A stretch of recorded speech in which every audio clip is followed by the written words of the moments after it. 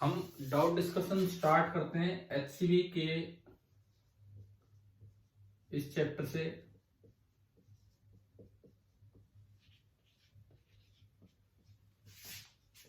Simple harmonic motion.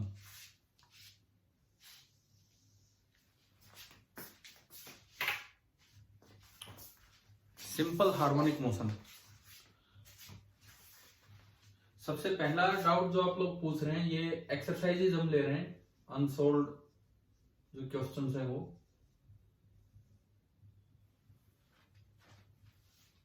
Page number 252 पे start हो रही है आपके एचसी वर्मा बुक में। एंड सबसे पहली चीज, पहला सवाल जो हम लेके चले, दैट इज क्वेश्चन नंबर 6। ठीक है, यहीं से शुरुआत की आज। मनीष हो जी क्लास में? मनीष, हाँ जी मनीष, आपने पूछा था शायद ही, देखिए तो चलो कोई नहीं। The equation of motion of a particle started at t equal to 0 is given by x is equal to 5 sin 20t plus 5 pi by 3. 5 sin 20t plus pi by 3। तो केवल इस इक्वेशन से काफी कुछ पता लग जाता है इस मोशन के बारे में। मान लो ये एक्स एक्सिस है जिसपे ये मोशन होने लग रहा है।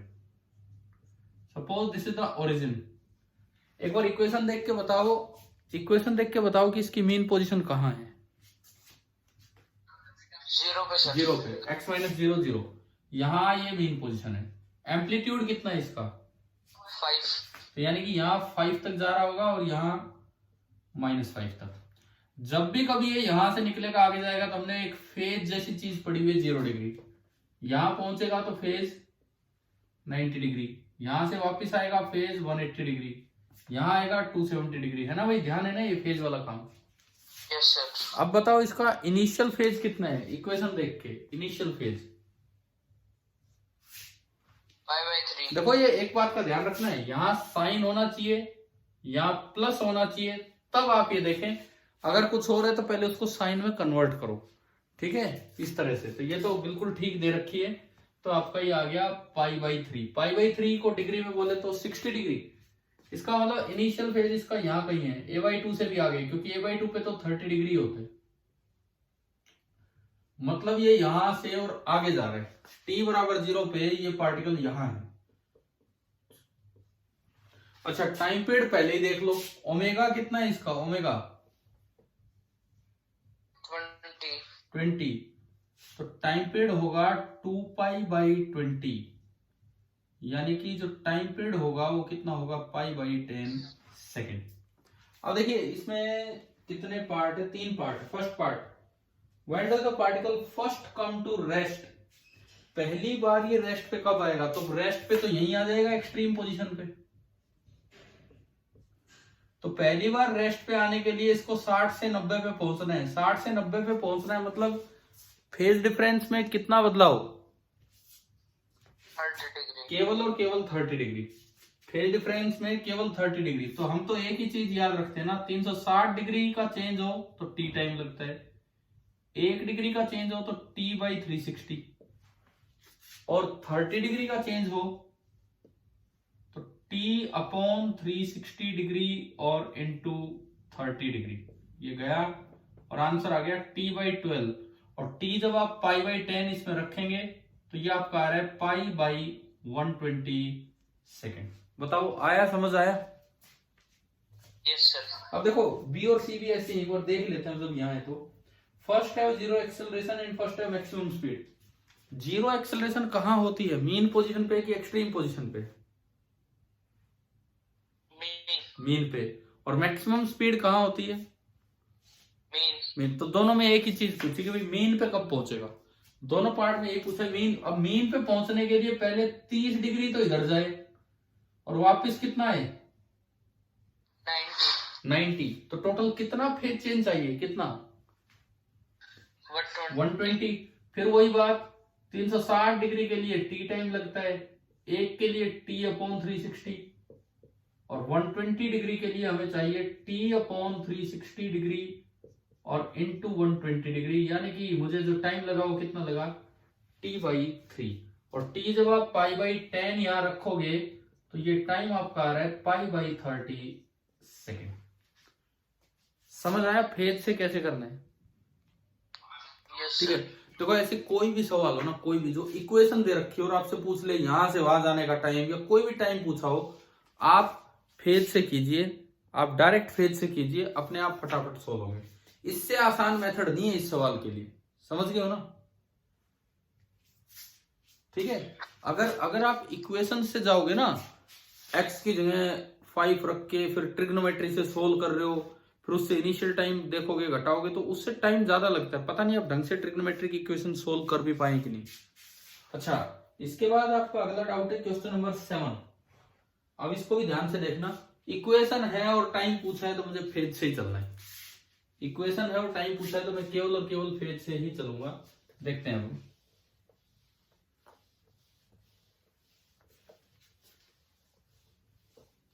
क्वेश्चन नंबर 7, देखो कोई आफत नहीं है, हम सारे तो सवाल ले नहीं रहे, केवल आपके डाउट ले रहे, तो कोई ऐसी आफत नहीं, आप ढंग से समझिए, जल्दबाजी मत करना, आप अच्छे से समझते चलना सवाल को, जो आपकी प्रॉब्लम है वो। 7th में कहता है consider particle moving in simple harmonic motion according to the equation x is equal to 2 into cos of 50 pi t plus tan inverse of 0.75।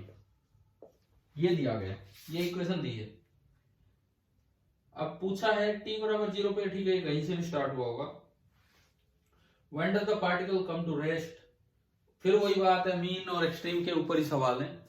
लेकिन अगर मैं इसको देख के बताऊं, tan इनवर्स 0.75 कितना होता है?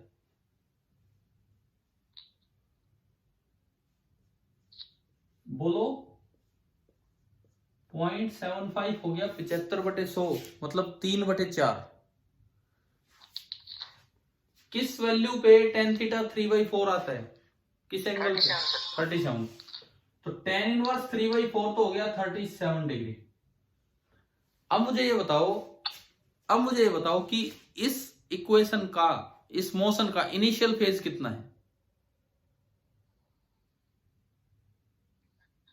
साइन में चेंज करिए। हाँ, हमने जैसे पिछले सवाल में भी देखा, एक तो यहाँ प्लस होना चाहिए, प्लस तो है, कोई दिक्कत ही नहीं है, और यहाँ कोस नहीं, क्या होना चाहिए? साइन होना चाहिए। इन दो बातों का ध्यान रखें हम।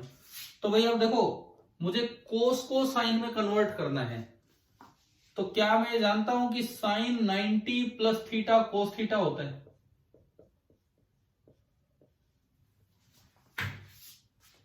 बताओ, पता है ना हमें? Sine 90 plus theta cos theta होता है, क्लियर है सभी को? लेट थीटा भी equal to 50 pi t plus वो जो आगे लिखा हुआ है वो है 37 डिग्री। तो आप लिख सकते हैं sine of 90 degree plus 50 pi t plus 37 degree, that is equal to cos of 50 pi t plus 37। ये आपने उसमें रखा तो आपकी x की इक्वेशन आई, x is equal to 2 into sine of ये 50 पाई टी और 90 और 37 127 डिग्री। पहले तो आप ये बताओ स्टार्टिंग कहां से करनी है, क्या इक्वेशन समझ आ गई हमें? Yes sir. ठीक है, ये जरूर दिमाग में रखें, इक्वेशन पढ़ते हम पहले इसको देख जाते हैं बस। हाँ ठीक है, तो देखना ही है, लेकिन एक चीज और देखनी है, बाहर कोस नहीं, क्या होना चाहिए? साइन। और बाहर माइनस नहीं, क्या होना चाहिए? प्लस। अगर और कुछ है तो आप sine 90 plus theta 180 minus theta कर आके और इसको साइन में लेके आना है। चलो अब बताओ इसका इनिशियल फेज कितना है? 127 डिग्री। तो मैं अगर इस मोशन को रिप्रेजेंट करना चाहूं एक्स एक्सिस पे, मीन पोजीशन क्या है इसकी? मीन पोजीशन 0, बिल्कुल 0, यहां एक्स माइनस कुछ भी नहीं है। एम्पलीट्यूड कितना है? 2, ये 2 और ये -2। इनिशियल फेज है 127। 127 इनिशियल फेज होने का मतलब है, 127 डिग्री इनिशियल फेज होने का मतलब है कि ये 0 से 90 तक तो जा चुका था और 37 डिग्री वापिस आ चुका था, 37 डिग्री वापिस आ चुका था और ये इधर जा रहा था। t बराबर 0 पे ये कहीं यहां था और इधर जा रहा था, इस साइड जा रहा था। एक बार बताओ क्या ये समझ आ गया? ठीक है। अब जो भी टाइम वाइम पूछे उसके लिए पहले अपना टाइम पीरियड निकाल के रखें। ये ओमेगा से, ओमेगा आपका है 50 पाई, तो टाइम पीरियड होगा 2 पाई अपॉन 50 पाई, पाई से पाई गया तो टाइम पीरियड आपका कितना आ गया?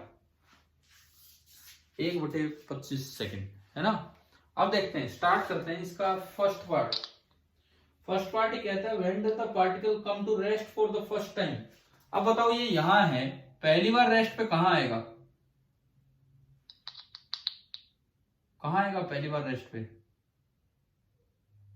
भाई इससे आगे चलेगा चलेगा चलेगा चलेगा चलेगा, यहां आएगा, यहां नेगेटिव एक्सट्रीम पे आएगा पहली बार रेस्ट पे। यहां तक आने के लिए 53 डिग्री तो ये फेज कवर करेगा और 90 डिग्री और फेज कवर करेगा। कितना फेज चेंज हो गया? 143। फिर लगा दो यूनिटरी मेथड, 360 डिग्री के लिए t, एक के लिए t बटे 360 और 140 के लिए 143 के लिए इंटू 143 और t आपका हो रहा 1/25, तो ये आपका बनेगा 1/25 इंटू 360 और इंटू 1/43 सेकेंड। भाई आपके पास कैलकुलेटर है तो कैलकुलेटर से कर लो एक बार, ठीक है। कैलकुलेटर है तो कैलकुलेटर से कर लो, नहीं तो अप्रोक्सीमेशन से भी बड़ा आसान होता है करना। इसको 143 को 140 मान के उससे भी हो जाते हैं। लेकिन अभी तो हम एग्जैक्ट भी मैच कर लें अपना आंसर कि फेज से कैसे ये सवाल सोल्व होते हैं। देखिए कर रहा है कोई बच्चा सोल्व?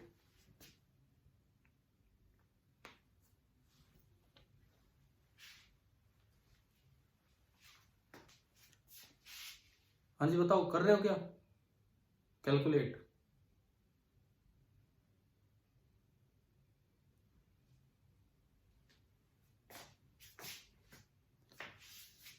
कितना आ रहा है बताएगा कोई अगर कैलकुलेटर है तो?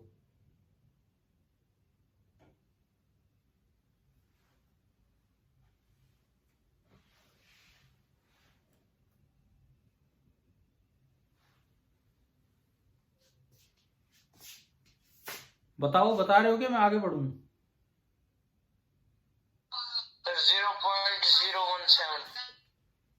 0.017 आपने कैलकुलेटर से सोल्व किया है। 1/25 नीचे 360 ऊपर। Yes sir.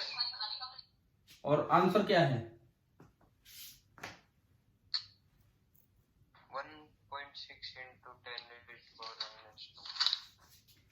तो ये 6 आना चाहिए यार, यहाँ 7 की बजाय। तो 1.6 into 10 to power minus 2 का मतलब है ये 6 आना चाहिए यहाँ 7 की बजाय। पता नहीं कैलकुलेटर से भी मिस्टेक हो जाती है या वैसे आंसर में कोई थोड़ा सा चेंज है, मतलब एग्जैक्ट आंसर पे जाना होती है, आना चाहिए। और किसी बच्चे ने सोल्व किया है कैलकुलेटर से ये? चलो कोई नहीं, ऐसे ही करना है हमें। क्या कह रहे हो? 0.0। ठीक है ठीक है, जो भी है इसके आसपास आ जाएगा। अब दूसरा सुनो, 7th का B part. When does the acceleration have its maximum magnitude for the first time? भाई एक्सेलरेशन मैक्सिमम कहां होता है, मीन पे कि एक्सट्रीम पे? एक्सट्रीम पे। तो अभी भी हम एक्सट्रीम पे आए थे, है ना ना। तो इसका तो आंसर सेम ही आना चाहिए। पीछे एक बार देखो क्या दोनों का सेम आंसर है, 7th के ए और बी का। ठीक है। सी, when does the particle come to rest for the second time? अब सेकंड टाइम रेस्ट पे आने के लिए वापस और जाना होगा कितना? 180 डिग्री और जाना होगा, समझ लो। तो यानी कि यहां से वहां जाने में 53, 90 और 180, 143 एंड 180, 3 8 4 12 2 323 डिग्री का चेंज। फिर से यूनिटरी मेथड लगा दो तो T/360 और इंटू 323, ये जो भी आएगा, T आपके पास है ही पहले से 1/25, ये आपका जो भी आएगा ये होगा ये तीसरा पार्ट। इसको भी चाहे तो कैलकुलेटर से अपना फटाफट करके देख लो क्या है क्या नहीं है।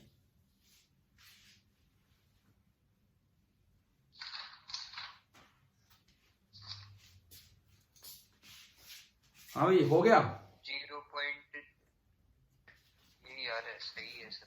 ठीक है, अब देखो इन दो सवालों में, ये दो आपके डाउट थे, इन दो सवालों में एक बात हमारी समझ में आ जानी चाहिए, अगर इक्वेशन दी है पहले उसे ना साइन में लिख लो और बाहर प्लस हो, उससे इनिशियल फेज देख लो। टाइम अगर पूछा है ना टाइम, तो फेज मेथड से जाओ, बेस्ट तरीका है। ट्रिग्नोमेट्रिक इक्वेशन को सोल्व करने की बजाय इधर से उधर जाने का जो भी टाइम गैप है वो आप फेज से निकालिए, वो बेस्ट मेथड है। क्या ये क्लियर हुआ यहां तक फेज वाला तरीका? Yes sir. ठीक है, अब हम चलते हैं आपके अगले डाउट पे। 6th हो गया, 7th हो गया, अगला शायद कौन सा 10th था ना? Yes sir. Question number 10। देखिए 10वां सवाल देखिए, a block suspended from A vertical spring is in equilibrium. एक ब्लॉक है, एक वर्टिकल स्प्रिंग से उसे लटकाया गया है और वो इक्विलिब्रियम में है। इक्विलिब्रियम में है मतलब नेट फोर्स 0 है। सपोज स्प्रिंग का फोर्स कांस्टेंट है K, मान लिया कि उसकी नेचुरल लेंथ है L, और उसमें इक्विलिब्रियम में जो x0 जो अक्सर हम मानते थे वो x0 है। तो इस समय जब आप फोर्स बैलेंस करेंगे तो नीचे तो mg लगेगा और ऊपर आपका लगेगा kx0। F नेट है 0, इसका मतलब kx0 is equal to mg, और यू कैन से एक्सटेंशन इस समय जो है दैट इज mg/k। एक पार्ट हुआ है अभी, अब पढ़ते हैं इस सवाल में आगे क्या है। ठीक है ना, यही इतना ही तो दिया गया है इसमें अभी तक तो। अब ये क्या कहता है, show that the extension of the spring, extension of the spring मतलब x0 equals the length of N equivalent simple pendulum. अब ये कहता है आप एक सिंपल पेंडुलम मानिए, छोटा ही लगेगा ये, आप एक सिंपल पेंडुलम मानिए, उसकी लेंथ को मान लीजिए कि कितनी है, उसकी लेंथ L है।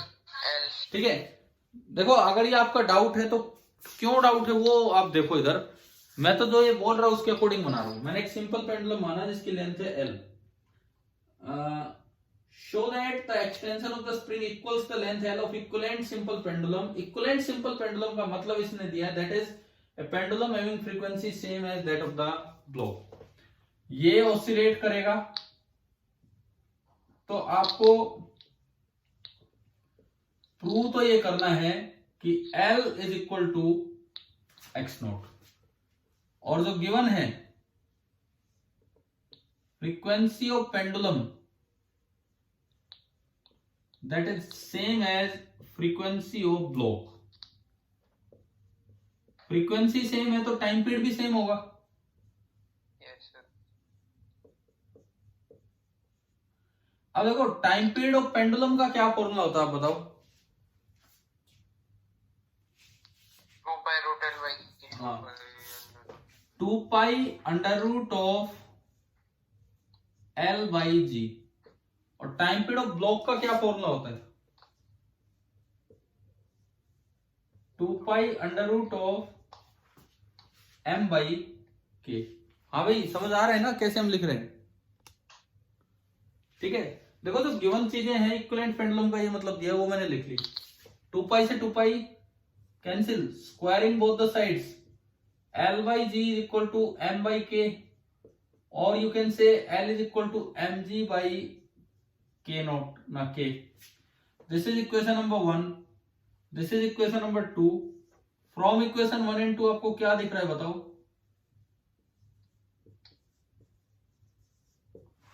इक्वेशन 1 और 2 से, इक्वेशन 1 और 2 से क्या नजर आ रहा है ये बताओ आप। x नॉट इक्वल टू हाँ यही हमें प्रूव करना था, L is equal to x naught. देखो ये मुश्किल सवाल नहीं था, लेकिन इसकी लैंग्वेज कंफ्यूजिंग हो जाती है बच्चों के लिए, केवल और केवल लैंग्वेज कंफ्यूजिंग हो जाती है और कुछ नहीं है। बताओ यहां तक आया क्या नहीं आया समझ में। देखो ये हमने इधर बनाया, एक्स नॉट निकाला, उधर बनाया और फिर गिवन कंडीशन लगाई, और उससे फिर आपका ये आ गया कि L is equal to x naught. चलो मैं आगे बढ़ू, हो गया ना ये। अब मैं आता हूं क्वेश्चन नंबर 14 पे। 14 देखिए, क्वेश्चन नंबर 14 देखें।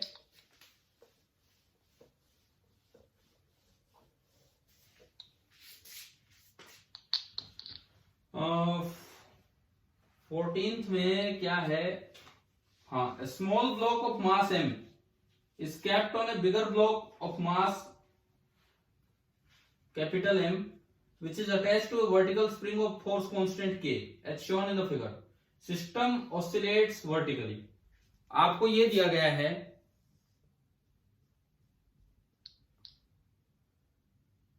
ये है स्प्रिंग का फोर्स कांस्टेंट है K। ये कोई होस्टलर मैसेज कर रहे हैं सर। क्या क्या क्या, अभी मैसेज तो यार मैं पढ़ नहीं पा रहा हूं, मैं तो बोर्ड की तरफ ध्यान है। इधर देखो आप, मैसेज मत करो भाई, बोल दो यार जो कुछ बोलना हो।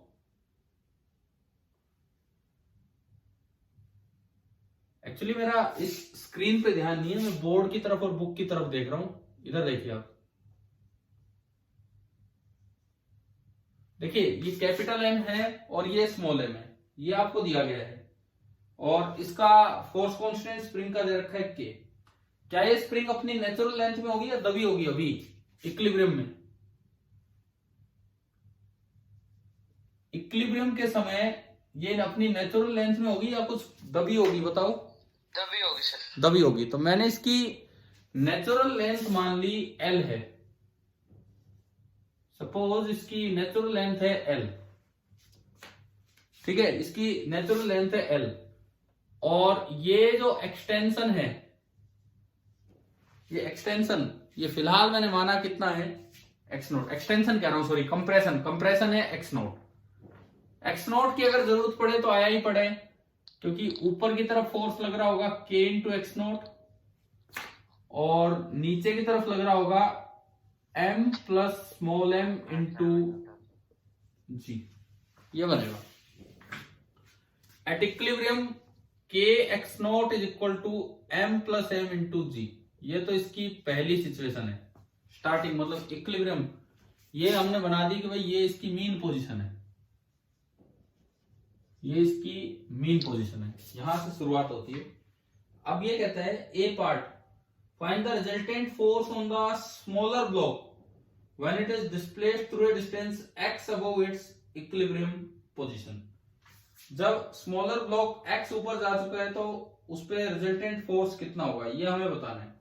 देखो मैकेनिक्स से करोगे बढ़ा जाएगा, आप एसएचएम से चलना चाहते हो तो पहले इसका टाइम पीरियड लिख लो। अगर ये ऑसिलेट करता है, एसएचएम करता है, इसका टाइम पीरियड होगा 2 pi root m plus m by k, ये इसका टाइम पीरियड होगा। तो ओमेगा निकाल लो, ओमेगा 2 पाई बाई टी, यानी कि इसका जो ओमेगा होगा that will be under root of k divided by m plus m। ये इसका ओमेगा होगा under root of k divided by m plus m, ये होगा। अब देखो ये मीन पोजीशन पे आया होगा, लेकिन इन्होंने कहा है मीन पे नहीं, इक्विलिब्रियम से कुछ x डिस्टेंस पे गया तो वहां उस पे आपको नेट फोर्स बताना है। सपोज ये कहीं भी गया, मैं यहां कहीं बना दूं, ये यहां पहुंच लिया, यहां पे सिस्टम पहुंच गया है इक्विलिब्रियम पोजीशन से x लेंथ ऊपर। तो आप बताओ एसएचएम क्या कहता है, अगर इक्विलिब्रियम से x लेंथ ऊपर आप चले गए हो तो एक्सेलरेशन किधर होगा? नीचे। नीचे। कितना होगा? Omega square into x. Omega square ये बैठा है यहाँ पे, तो जो एक्सेलरेशन होगा वो होगा k x upon m plus m. अब आप चाहे बड़े ब्लॉक को देख लो और चाहे छोटे ब्लॉक को देख लो, नेट फोर्स ही पूछा है, नेट फोर्स। तो एफ नेट तो होता है मास इंटू एक्सेलरेशन। हाँ भाई बताओ, है ना ये तो अगर यस एफ नेट पूछा है किस पे, स्मॉलर पे पूछा है लार्जर पे? स्मॉल पे पूछा शायद, तो हम स्मॉल एम हो जाएगा small m into k x upon m plus m, और एक्सेलरेशन नीचे है तो फोर्स नीचे होगा। अगर इवन आपको इस पे भी बताना होता ना, इस पे कैपिटल एम पे, तो भी यही फॉर्मूला लगता है, net force is equal to mass into acceleration और कैपिटल एम इंटू ये आप कर देते। पहले बताओ फर्स्ट पार्ट क्लियर हुआ कि नहीं? सर एक्सेलरेशन बताना। दोबारा बताता हूँ, ठीक है। देखो मैकेनिक्स से भी सवाल होते हैं, बड़े जाते हैं, मैं कह रहा हूं एसएचएम से करो जल्दी होंगे। जब एसएचएम में कोई स्प्रिंग ब्लॉक सिस्टम चलता है तो मुझे टाइम पीरियड आता है, टाइम पीरियड होता है 2 pi under root m net m plus m by k. ये स्टेप क्लियर है? Yes sir. अगर टाइम पीरियड क्लियर है तो ओमेगा भी पता है 2 पाई बाई टी, तो ये आपका ओमेगा आ गया। और जब कोई चीज एसएचएम में होती है तो मीन पोजीशन से अगर आप एक्स डिस्प्लेस्ड हो तो टुवार्ड्स द मीन पोजीशन आपकी एक्सेलरेशन होगी, और कितनी होगी? Omega square omega into square x. तो जब आप मीन से एक्स ऊपर थे तो इस सिस्टम की पूरे की एक्सेलरेशन नीचे थी, और कितनी थी? Omega square into x. बताओ ये समझ आया कि नहीं आया यहां तक? ठीक है, मैंने ओमेगा स्क्वायर की वैल्यू रखी है, लेकिन दोनों ब्लॉक्स की नेट एक्सेलरेशन ये थी। अब नेट फोर्स होता है मास इंटू नेट एक्सेलरेशन, तो मास कैपिटल एम इंटू ए, ये तो बड़े ब्लॉक के पे नेट फोर्स हो गया। छोटे पे पूछा है तो मास स्मॉल एम, तो स्मॉल एम इंटू ए, तो ये आपका नेट फोर्स आ गया दोनों पे। समझ आया? इसने एक पे पूछा, मैंने दोनों बता दिया आपको। फर्स्ट पार्ट क्लियर है? Yes sir. Second part, find the normal force on the smaller block at this position. आपको नॉर्मल फोर्स बताना है कि अब कितना होगा। हाँ जी, हर्ष हॉस्टल वाले हर्ष हो कि वही क्लास में सुन रहे हो मेरी आवाज? अरे माइक नहीं है सर उनके पास। अच्छा, उनके पास, ठीक है। यस, जवाब आया, इस तरह से जवाब आया, ठीक है। इसीलिए शायद हो सकता है आप मैसेज भेज रहे हो, लेकिन मैं स्क्रीन की तरफ कम ध्यान रखता हूं, इधर ज्यादा, या बुक में। तो मैंने आपको एक चीज बताई थी हर्ष की, आज आप पूछ रहे थे तभी, नॉर्मल निकालने के लिए आपको इसका एफबीडी बनाना पड़ेगा। एफ नेट आ गया, एक्सेलरेशन आ गई। अब मुझे बताना है normal reaction force on m. तो इसके लिए मैंने बनाया एफबीडी ऑफ स्मॉल एम। इस वक्त मैंने बनाया एफबीडी ऑफ स्मॉल एम। पहले तो एक्सेलरेशन ही बता दो, स्मॉल एम की एक्सेलरेशन किधर है? नीचे ये है, तो जो इसकी एक्सेलरेशन है वो तो नीचे है। कितनी है? K x upon m plus m, ये इसकी एक्सेलरेशन है। दूसरी बात, अब इस पे फोर्सेस देखो, एक तो इसका खुद का वेट लग रहा होगा, कितना?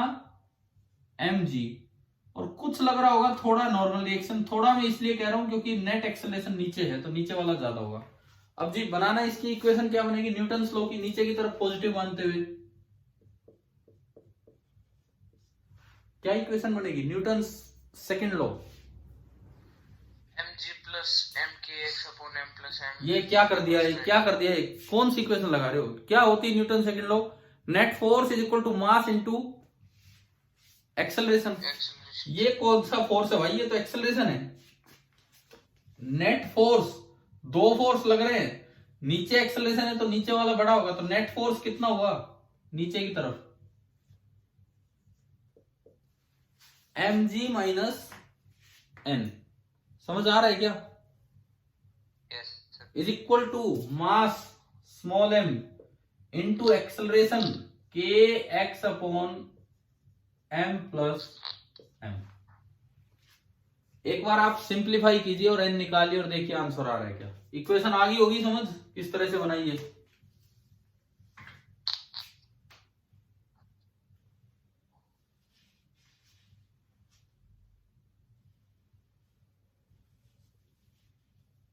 बी पार्ट फटाफट इसमें निकालो, कितना आ रहा है कितना नहीं, ऐसे ही दिया होगा इसका answer B part.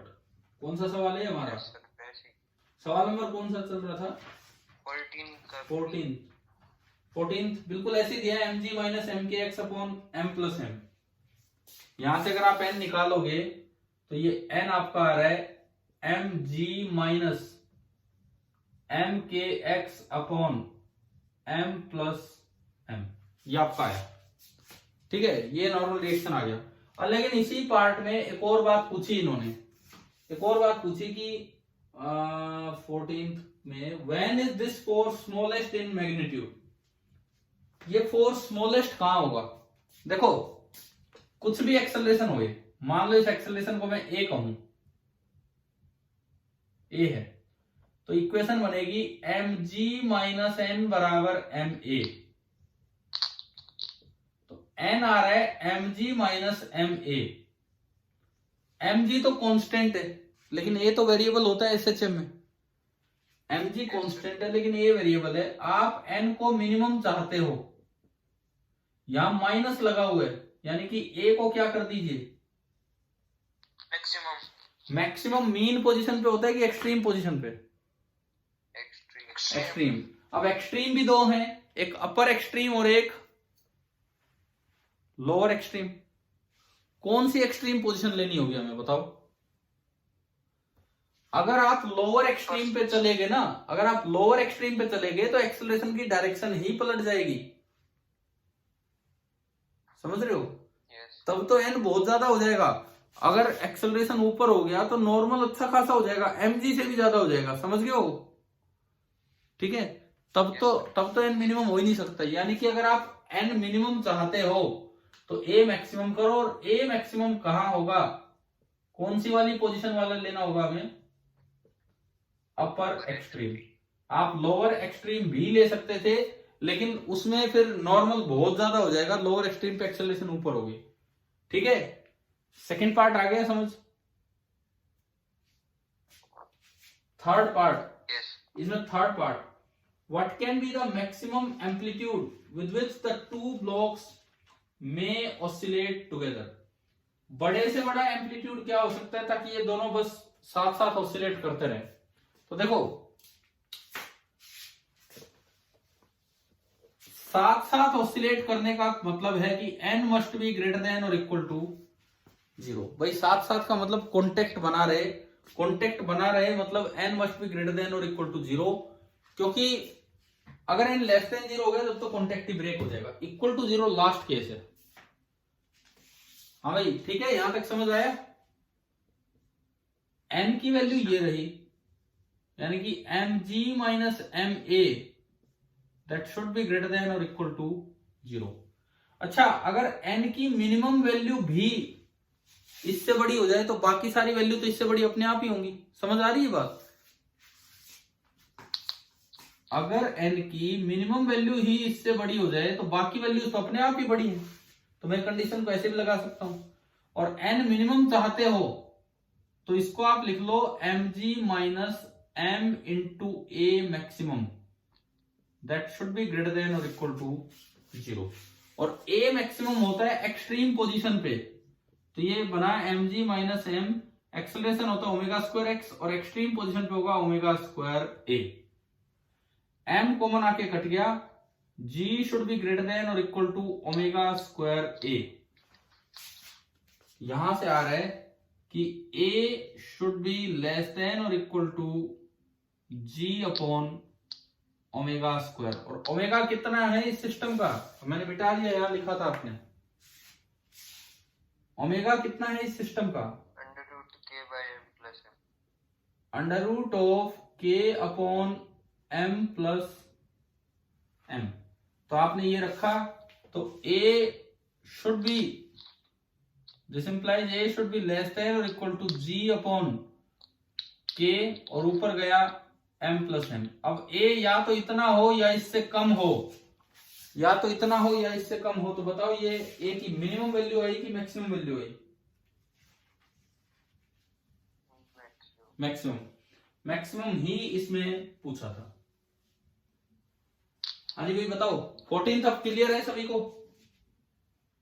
Yes sir. ठीक है, 15th पे हम चलते हैं, क्वेश्चन नंबर 15। 14th के बाद सवाल नंबर 15।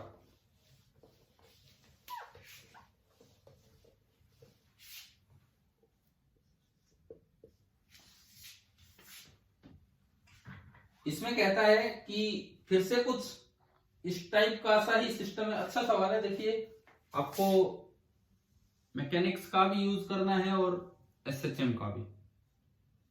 ये थीटा एंगल है, ये एक फिक्स पॉइंट है, और यहां पे ये एक ब्लॉक स्प्रिंग है, और इसने पूछा है M1 और M2 दो ब्लॉक्स हैं, find the compression in equilibrium position. ये तो आसान वाला केस, फोर्स बैलेंस करना है और कुछ नहीं। एक M1 और एक M2, सपोज इसकी नेचुरल लेंथ यहां थी, चलो ज्यादा ऊपर होगी, सपोज इसकी नेचुरल लेंथ यहां कहीं थी, और फिलहाल ये स्प्रिंग दबी है x0। तो फर्स्ट पार्ट में तो आपको x0 बताना है कितना होगा। कैसे बताएं बताओ, क्या करना होता है इस वक्त, क्या करना होता है? केवल और केवल फोर्स बैलेंस, जैसे वर्टिकल स्प्रिंग में करते थे, बिल्कुल ऐसे ही। कैसे होगा देखिए, ऊपर की तरफ तो स्प्रिंग धक्का मार रही होगी kx0, और नीचे की तरफ वेट का कौन सा कंपोनेंट आएगा, m1 plus m2 into g sine theta, ये वाला कंपोनेंट। समझ आए ना?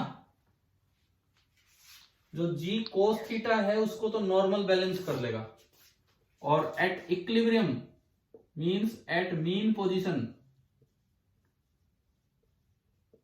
एट मीन पोजीशन ये दोनों बराबर करने हैं। इन दोनों को बराबर करोगे तो x0 आपका आ जाएगा m1 plus m2 into g sine theta और डिवाइडेड बाई के।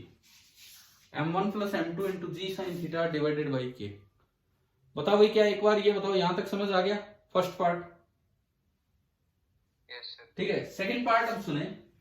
The blocks are pushed a further distance 2 by k into m1 plus m2 into g sin theta against the spring and release। अब ये कह रहे हैं इनको थोड़ा और नीचे तक ले गए और रिलीज कर दिया। Find the position where the two blocks will separate. अब ये बताओ x0 की टर्म्स में बताओ कितना और नीचे ले गए, x0 की टर्म्स में x0 के कितना और नीचे ले गए, जो दिया है सवाल में, 2 टाइम्स और नीचे ले गए। यानी कि अब आप मीन पोजीशन से 3x0 नीचे ले गए। अब ये कह रहा है कि स्प्रिंग इतनी इतनी दब गई है, जहां भी कहीं मीन पोजीशन थी आप वहां से इसे कितना दबा ले गए, x0 तो दबा हुआ ही था, और 2x0 और दबा ले गए, यानी कि आप 3x0 पे पहुंच गए। भाई बताओ एक मिनट, यहां तक समझ आया? Yes sir. ठीक है, तो ये पूछता है find the position where the two blocks will separate. फिर वही बात है, ब्लॉक सेपरेट कहां होंगे जहां नॉर्मल रिएक्शन कितना हो जाए, 0। समझ रहे हो क्या? ब्लॉक सेपरेट कहां होंगे जहां इन दोनों के बीच का नॉर्मल रिएक्शन कितना हो जाए आपका, 0 हो जाए।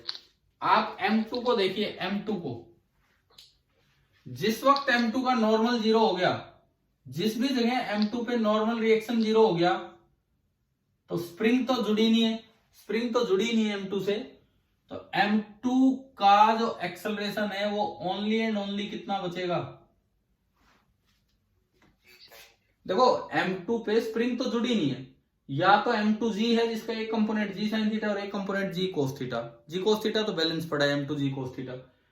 अच्छा, अगर नॉर्मल खत्म होगा, जिस वक्त भी नॉर्मल खत्म होगा उस वक्त M2 की एक्सेलरेशन कितनी हो जाएगी, G sin थीटा। तो आपको ये निकाल लेना है कि दोनों ब्लॉक्स की एक्सेलरेशन G sin थीटा कब होगी। आपको ये निकाल लेना है कि दोनों ब्लॉक्स की एक्सेलरेशन G sin थीटा कितने x पे होगी। अब आपको पता है एसएचएम में एक्सेलरेशन हुआ करती है ओमेगा स्क्वायर एक्स। हाँ भाई क्लियर है, where x is displacement from natural length या डिस्प्लेसमेंट फ्रॉम मीन पोजीशन, बताओ। Mean position. हाँ, where x is the displacement from mean position, natural length नहीं, मीन पोजीशन से जो डिस्प्लेसमेंट है वो आपकी एक्स है। ठीक है, तो जब आप दोनों के बीच का नॉर्मल जीरो करना चाह रहे हो उस वक्त एक्सेलरेशन कितनी होनी चाहिए दोनों ब्लॉक्स की? जिस वक्त दोनों ब्लॉक्स की एक्सेलरेशन जी साइन थीटा होगी उस वक्त जब आप m2 का एफबीडी बनाओगे तो m2 पे नीचे तो लग रहा होगा m2 जी साइन थीटा और ऊपर लग रहा होगा नॉर्मल, और एक्सेलरेशन होगी जी साइन थीटा नीचे। देखो अब मैं आपको ध्यान से समझाता हूं ये क्या है। ये आपकी मीन पोजीशन है, ये आपकी मीन पोजीशन है। आप यहां से किसी भी एक्स पे गए, किसी भी एक्स पे, वहां ये m1 भी है और ये m2 भी है, ये m1 है और ये m2 है, इस तरह का काम है। ठीक है, और मान लो इस जगह क्योंकि मीन से x ऊपर है तो एक्सेलरेशन नीचे होगी। वैसे तो एक्सेलरेशन का फॉर्मूला होता है ओमेगा स्क्वायर एक्स, लेकिन जिस जगह ये एक्सेलरेशन जी साइन थीटा होगी वहीं कॉन्टेक्ट ब्रेक हो जाएगा, क्योंकि जी साइन थीटा एक्सेलरेशन इसकी तभी होगी जब नॉर्मल ना लगे, वो तो खाली m2 जी साइन थीटा कार्ड में जाएगी। एक बार ये बताओ, ये डायग्राम यहां तक क्लियर हुआ? ठीक है, तो मुझे बस ये निकालना है, ये x निकालना है कितना होगा मीन से कितना ऊपर, तो निकालते हैं अभी। ओमेगा स्क्वायर एक्स को इक्वेट करना है जी साइन थीटा से। ओमेगा हम जानते हैं भाई इसका वही है k upon m1 plus m2 का अंडर रूट स्क्वायर। समझ आ गया ना टाइम पीरियड से कैसे लिखा है, पीछे भी लिखा था पिछले सवाल में। Into x is equal to g sine theta, यहां से x कितना आया m1 plus m2 into g sine theta by k, और बाई चांस इस वैल्यू को तो हमने क्या बोल रखा था x नोट, बाई चांस इस वैल्यू को तो x नोट बोला था कि जो मीन पोजीशन से नेचुरल लेंथ से कितना दबी है मीन पे, यानी कि x बराबर आ गया x नोट। इसका मतलब मीन पोजीशन से x नोट ऊपर जाते ही एक्सेलरेशन इतनी हो जाएगी कि नॉर्मल की जरूरत नहीं और कॉन्टेक्ट हट जाएगा। और मीन से अगर x नोट ऊपर चले गए तो स्प्रिंग क्या अपनी नेचुरल लेंथ में आ गई है कि नहीं? पता ये समझ आया कि नहीं आया ये पार्ट? दोबारा बताऊं क्या, एक बार डायग्राम से क्लियर करूं दोबारा?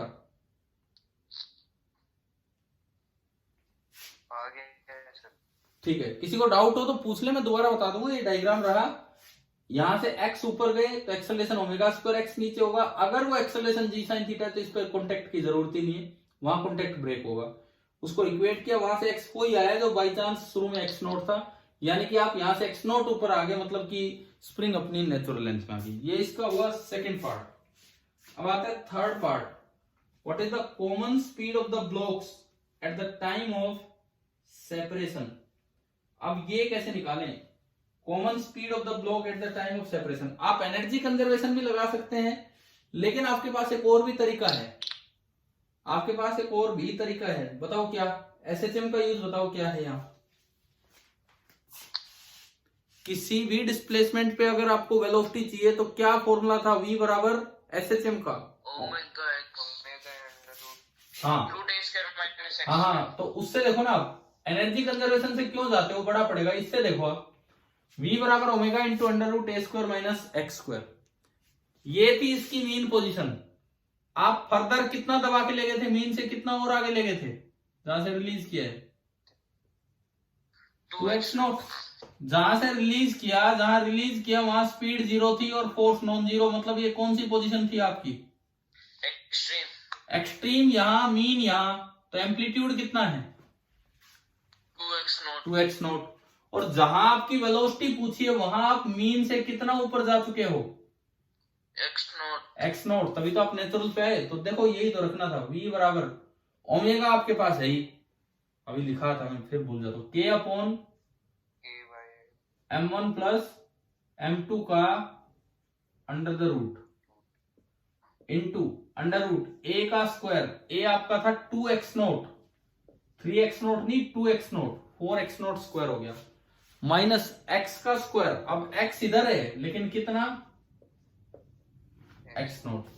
तो ये आपका बना under root of k upon m1 plus m2, ये बनेगा √3 और एक एक्स नॉट, और एक्स नॉट की वैल्यू ये रखी। मैं अगर ये एक्स नॉट इसमें रखूं, ये उठा के मैं अगर वहां रखूं तो ये बना m1 plus m2 into g sine theta by k. इनको अगर आप अंदर बनाओगे स्क्वायर बन के आएंगे। रूट के अंदर एक तो 3 है, ये नीचे के स्क्वायर बन के आएगा तो नीचे के बचेगा, m1 प्लस m2 स्क्वायर बन के आएगा तो ऊपर m1 प्लस m2 बचेगा, और रूट से बाहर आपका है जी साइन थीटा। एक बार अपना आंसर मैच कर लीजिए, क्या स्पीड यही दे रखी है? ठीक है, तो मतलब एसएचएम का कितना यूज है इन मैकेनिक्स वाले सवालों में। क्या आपको ये वाला पार्ट समझ आ गया है क्या? 15th, ठीक है। 15th के बाद आपका अगला डाउट है 18th, सवाल नंबर 18। इस पे आप आइए, क्वेश्चन नंबर 18 पे।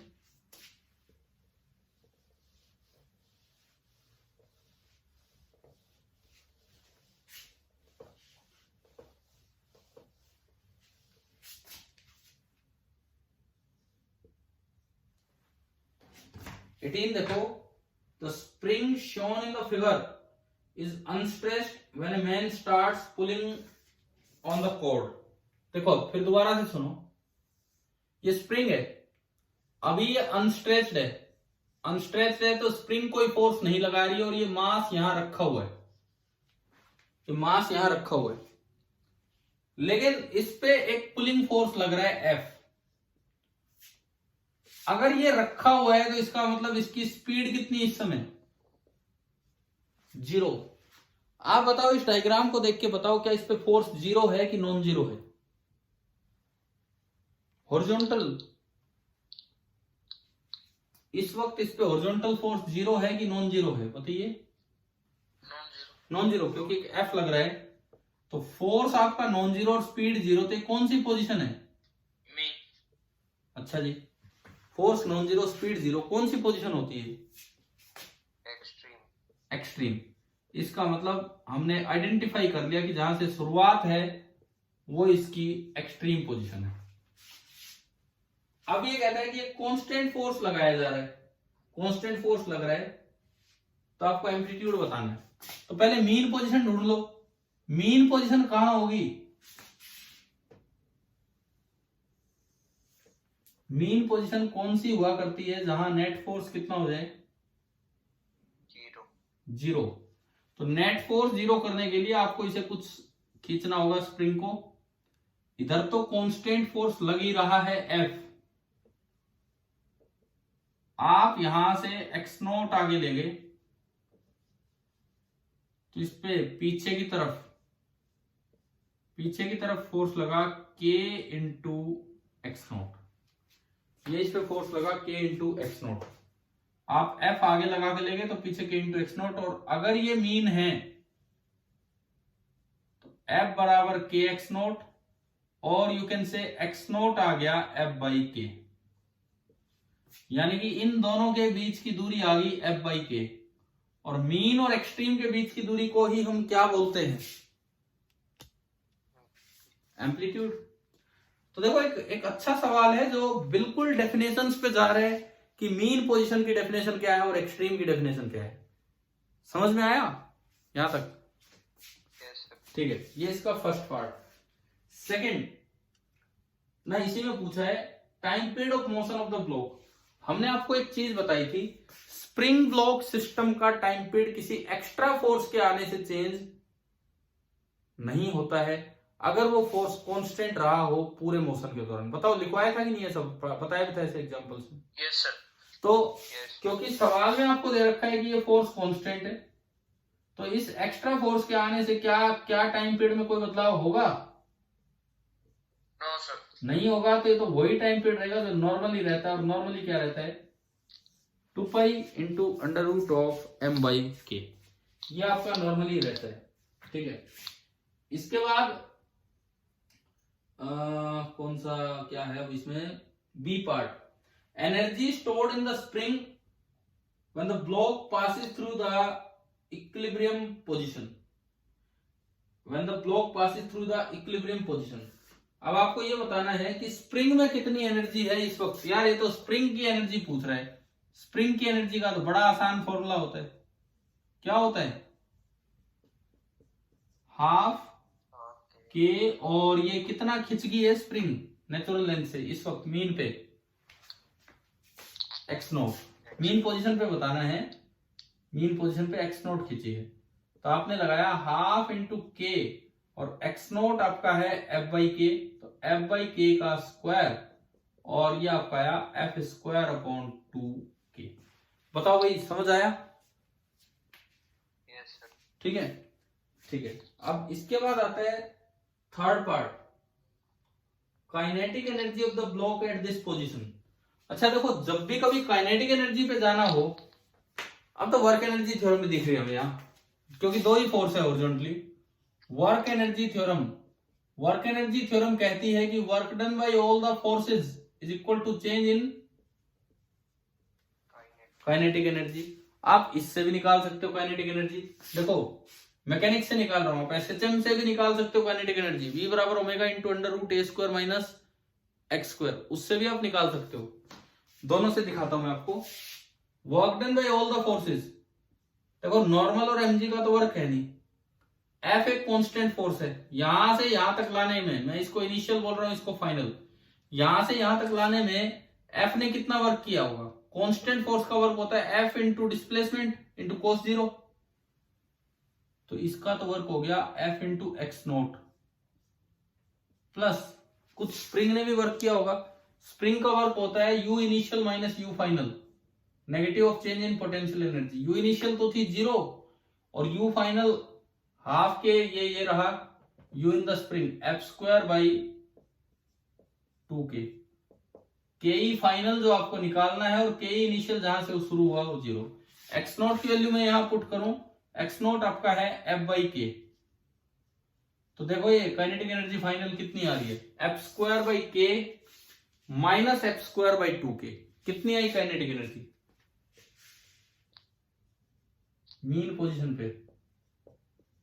काइनेटिक एनर्जी आ गई एफ स्क्वायर बाई 2k। ये तो हुआ मैकेनिक्स वाला मेथड। बताओ ये समझ आया कि नहीं आया? Yes sir. ठीक है, आप उस तरीके से भी जा सकते हो। मीन पोजीशन पे निकालना है, यहां से ओमेगा लिख लिया, ओमेगा 2 पाई बाई टी, तो ओमेगा बना आपका रूट के बाई एम। ठीक है, ये आपका हो गया रूट के बाई एम। उसके बाद आप इस पे वो लगा दो, v is equal to omega into under root a square minus x square, और मीन पे जाओगे तो v मैक्सिमम होती है। मीन पे v मैक्सिमम होती है, कितनी होती है? ओमेगा इंटू ए। ओमेगा तो आपका ये रहा अंडर रूट के बाई एम, और ए एम्पलीट्यूड कितना है? ये एक्स नोट, एम्पलीट्यूड आपका एक्स नोट है, और एक्स नोट कितना है? एफ बाई के।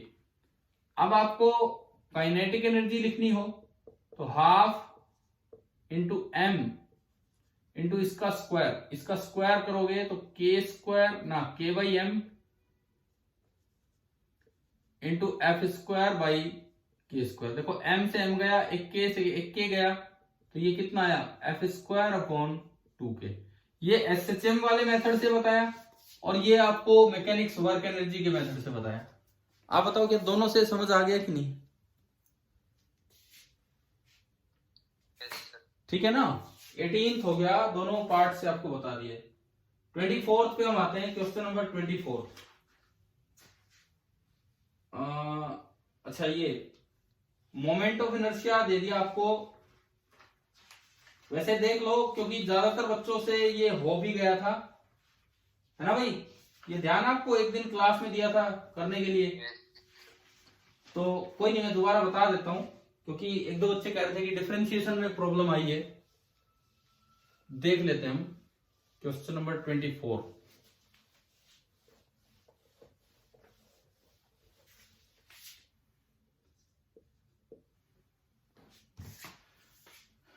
इसमें यूं है कि मान लो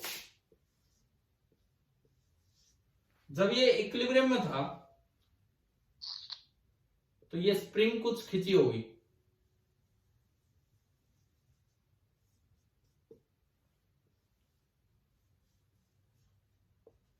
ये कहीं भी था, स्प्रिंग कुछ x नोट खिंच गई होगी, तो ये जो दूरी है, ये जो दूरी है that is L plus x note. Distance आपकी इक्विलिब्रियम में है L प्लस एक्स नोट, यहां तक है, ठीक है। और ये मैंने बता दिया, ये इसकी मीन पोजीशन है, मीन पोजीशन है तो जितना mg होगा उतना ही ऊपर के एक्स नोट लग पा रहा होगा, ये हो गया। फिर मैंने कहा था कि जब भी ये स्प्रिंग का मास आए, कोई इनर्शिया आए, तो आप एनर्जी मेथड से जाया करो, वो एक बार में आंसर देगा आपको। तो आप इसको x और डिस्प्लेस करके मान लीजिए, जब ये x और खींचेगी तो जो स्प्रिंग की लंबाई है वो तो होगी L, स्प्रिंग की लंबाई L plus x note plus x. मान लो ये जमीन से पहले h ऊपर था, तो अब ये जो ब्लॉक है, अब ये जो ब्लॉक है ये जमीन से कितना ऊपर आ गया होगा, h माइनस एक्स। साथ में कुछ इसकी स्पीड भी होगी क्योंकि एसएचएम कर रहा होगा, वही हमें देखना है। हमने ये कहा था आपको कि इसकी टोटल एनर्जी लिखा करो, और अनडैम्ड एसएचएम में टोटल एनर्जी फिक्स होती है, तो उसका differentiation with respect to time 0 कर देना है, ठीक है। अच्छा, ये क्वेश्चन में दिया है कि रस्सी स्लिप नहीं कर रही है। अगर रस्सी स्लिप नहीं कर रही है तो अगर इसकी स्पीड v है तो रस्सी के टॉप पॉइंट की स्पीड भी v है, और पुली के घूमने की एंगुलर वेलोसिटी ओमेगा है, तो पुली के टॉप पॉइंट की स्पीड होगी ओमेगा इंटू आर, और रस्सी स्लिप नहीं कर रही है तो v बराबर ओमेगा आर, और you can say omega is equal to v by R. ये बताया था शायद पहले कभी क्लास में, है ना, ध्यान है ये, ठीक है। अब देखो, अब आप सारी एनर्जी लिखो, आप टोटल एनर्जी लिखो बस, उसके बाद हम आएंगे डिफरेंशिएशन पे। सबसे पहली बात, ब्लॉक की काइनेटिक एनर्जी, बोलते चलो, मैं पूछता चल रहा हूं, बोलते चलिए। ब्लॉक की काइनेटिक एनर्जी, अरे बोल ही नहीं रहे यार आप, हाफ एम वी स्क्वायर। उसके बाद बताओ ब्लॉक की जीपी, ग्रेविटेशनल पोटेंशियल एनर्जी, हाँ mg into H minus x. Block का तो हो गया सब कुछ। अब बताओ स्प्रिंग की पोटेंशियल एनर्जी, स्प्रिंग में काइनेटिक तो होगी नहीं, मास वास तो है नहीं, हाफ के एक्स नोट प्लस एक्स का होल स्क्वायर, है ना, दिख गया होगा। और साथ में इस पुली की rotational kinetic energy half I omega square, और ओमेगा आपका है वी बाई आर, तो V square by R square. दरअसल ये चीज कांस्टेंट है अनडैम्ड एसएचएम के लिए। पहले तो ये बताओ एनर्जी लिखनी आ गई कि नहीं? Yes sir. अब यहां से डी बाई डी टी करो, यहां से आप कीजिए D by D T, D by D T आप यहां से कीजिए। हम ये आज का लास्ट क्वेश्चन ले रहे हैं और कल करेंगे, ऑलमोस्ट हमें 1 घंटा हो गया है, ठीक है, और इससे आगे हम कल जाएंगे। जो भी है आज फिनिश कर रहे हैं हम यहाँ पे, आखिरी सवाल लेके। कुछ तो समझ तो आ गए होंगे आज जो क्वेश्चन डिस्कस हुए हैं वो, यस सर। ठीक है, यस सर। ठीक है। तो देखिए इसे फिनिश कर रहे हैं बस। D U by D T is equal to M by two constant V square का होगा 2v into DV by D T, और डीवी बाई डी टी को मैं क्या लिख सकता हूं, ए। समझ आया ना, ठीक है। mgh का 0, mgh का 0 और mgx का बनेगा dx by D T, dx by D T क्या हो गया आपका v। समझ आया इस टर्म का डिफरेंशिएशन? Yes sir. अगली टर्म में k बाई टू तो वहां बाहर है, उसके अलावा बताओ और क्या बचेगा। k बाई टू तो बाहर है, इसको ढक लो, 2 times x note plus x into D by D T of x note plus x. X note तो कांस्टेंट है तो उसका तो 0, और dx बाई डी टी क्या हो जाएगा v। समझ आ रहे ना ये सारी टर्म्स? और आखिर में i अपॉन 2r स्क्वायर तो कांस्टेंट है, बाहर आया, v स्क्वायर का 2v और into DV by D T a, और कांस्टेंट का डिफरेंशिएशन आपका कितना होगा 0। भाई ये बताओ ये डिफरेंशिएशन समझ आया कि नहीं आया? Yes sir. ठीक है, अब आप इसमें से MV सब में से कॉमन आ जाएगा, 2 से 2 गया, 2 से 2 गया और ये 2 से 2 गया। MV कॉमन लिया तो देखो पहली टर्म बची A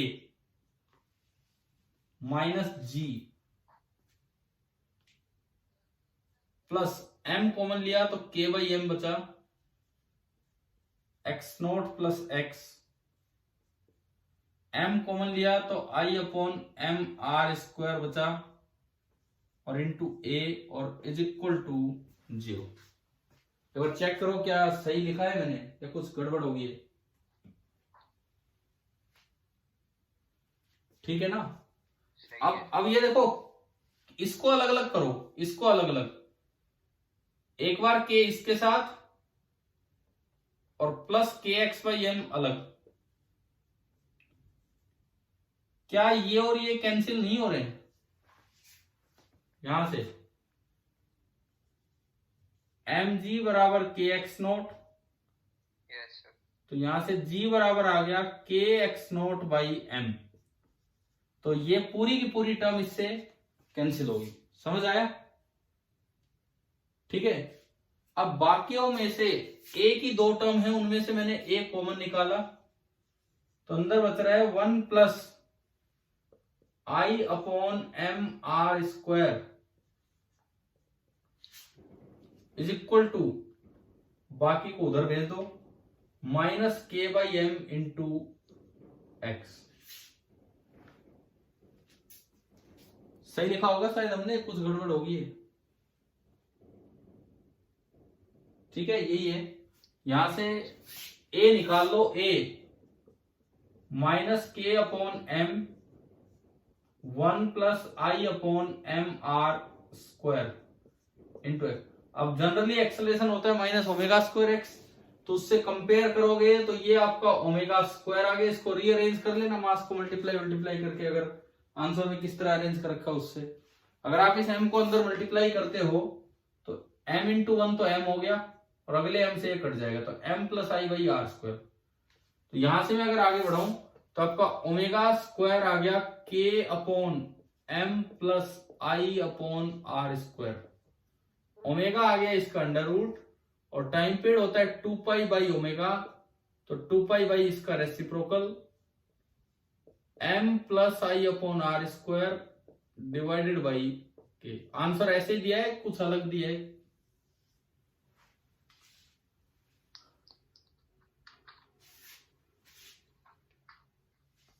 चलो समझ तो आ गया ना ये कैसे हुआ है? Yes sir. ठीक है, अब देखो अगर आई नहीं होता, अगर पुली मासलेस होती, आई 0 करते ही क्या आंसर आ रहा है? 2 pi under root M by K. ठीक है, ये हम पहुंच पाए हैं 24 तक, कोई नहीं, बाकी कल लेते हैं भाई जितने भी हो। मैं 1 घंटे क्लास ले पा रहा था, अभी मैंने 1 घंटे क्लास ली है, बाकी हम कल करेंगे। ठीक है, और अगर मैं ये कहूंगा यार, मैसेज डालने की बजाय आप बोला करो, अगर बोल सकते हो तो। मैं इस पे ध्यान नहीं देता हूं, इसकी स्क्रीन की तरफ, मेरा ध्यान बोर्ड पे और बुक में रहता है। क्योंकि अगर आप कहीं अटक रहे हो, कुछ नहीं समझ में आ रहा है, तो आप बोल दीजिए, बजाय कि ये वेट मत कीजिए मैं इस पे पढ़ पाऊंगा। चलिए ठीक है, और आगे कल मिलते हैं फिर शाम को। Thank you, good night.